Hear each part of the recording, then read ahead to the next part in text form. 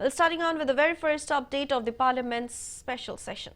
On the day 2 of the Parliament's special session, the discussions on the Women's Reservation Bill continued with the trading of the barbs between the centre and the opposition. The Congress clubbed the introduction of the bills as an election jumla and a huge betrayal of the hopes of women. Sonia Gandhi, the chairperson of the Congress Parliamentary Party, led her party's debate on the bill in the Lok Sabha today. The Congress leader Sonia Gandhi announced her support to the Women's Reservation Bill in the Lok Sabha during the debate on the legislation, which purposes 33% quota for women in the Lok Sabha and the state legislative assemblies.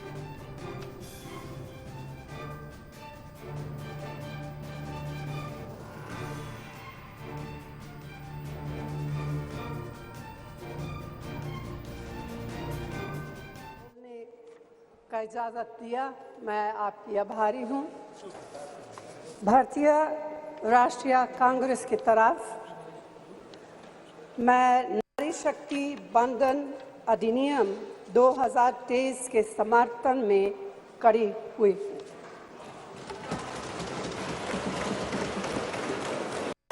धुएं से बड़ी हुई रसोई से लेकर रोशनी से जगमगाती हुई स्टेडियम तक भारत की स्त्री का सफर बहुत लंबा है, लेकिन आखिरकार उसने मंजिल को छू लिया है। उसने जन्म दिया, उसने परिवार चलाया, उसने पुरुषों के बीच तेज दौड़ लगाई और असीम धीरज के साथ अक्सर खुद को हारते हुए लेकिन आखिरी बाजी में जीतते हुए देखा। भारत की स्त्री के हृदय में महासागर जैसा धीरज है। उसने खुद के साथ हुई बेईमानी की शिकायत नहीं की और सिर्फ अपने फायदे के बारे में कभी नहीं सोचा। उसने नदियों की तरह सबकी भलाई के लिए काम किया है और मुश्किल वक्त में हिमालय की तरह अडिग रही। स्त्री के धैर्य का अंदाज लगाना नामुमकिन है। वह आराम को नहीं पहचानती और तक जाना भी नहीं जानती।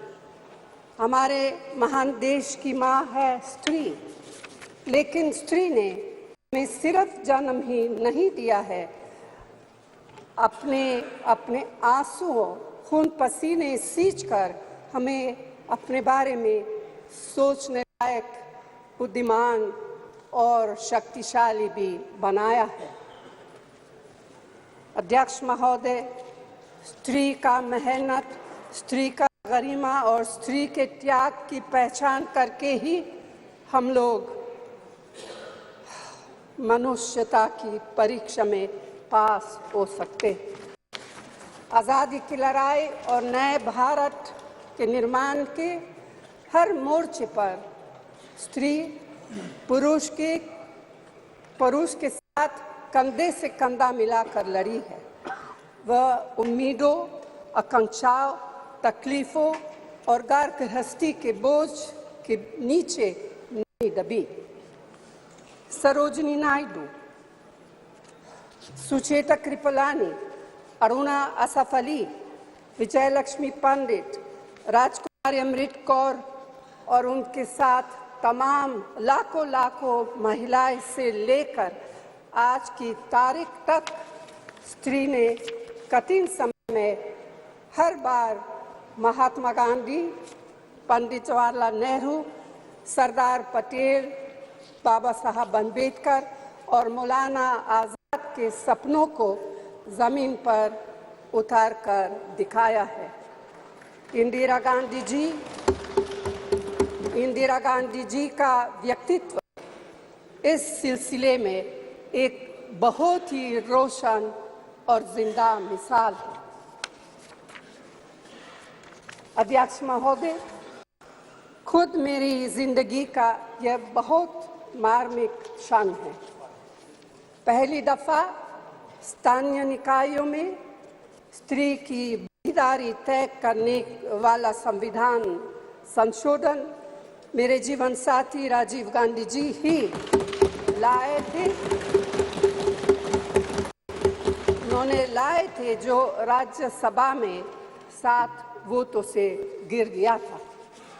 बाद में प्रधानमंत्री पीवी नरसिम्हा राव जी के नेतृत्व में कांग्रेस सरकार ने ही उसे पारित कराया। आज उसी का नतीजा है कि देश भर के स्थानीय निकायों के जरिए हमारे पास 15 लाख चुनी हुई महिला नेता है।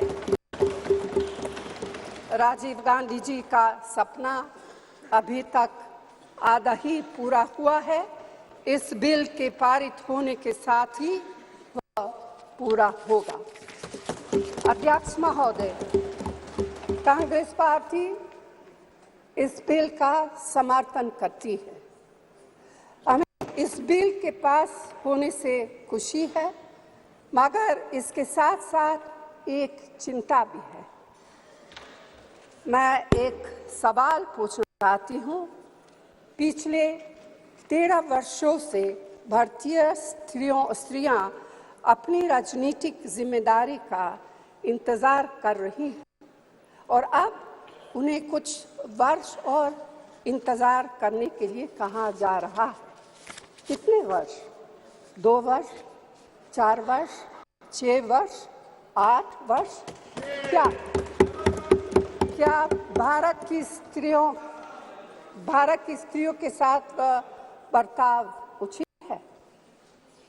भारतीय राष्ट्रीय कांग्रेस की मांग है कि यह बिल फौरन अमल में लाया जाए, लेकिन इसके साथ ही कास्ट सेंसस कराकर शेड्यूल ट्राइब, ओबीसीज की महिलाओं के आरक्षण की व्यवस्था की जाए। सरकार को इसे साकार करने के लिए भी जो कदम उठाने की जरूरत है वह उठाने ही चाहिए। अध्यक्ष महोदय, स्त्रियों के योगदान की स्वीकार करने और उसके प्रति आभार व्यक्त करना का यह सबसे उचित समय। इस बिल को लागू करने में और देरी करना भारत की स्त्रियों के साथ घोर नाइंसाफी है। भारतीय राष्ट्रीय कांग्रेस की तरफ से मैं आपके द्वारा सरकार से मांग करती हूँ कि नारी शक्ति बंधन अधिनियम 2023 को उसके रास्ते की सारी रुकावटों को दूर करते हुए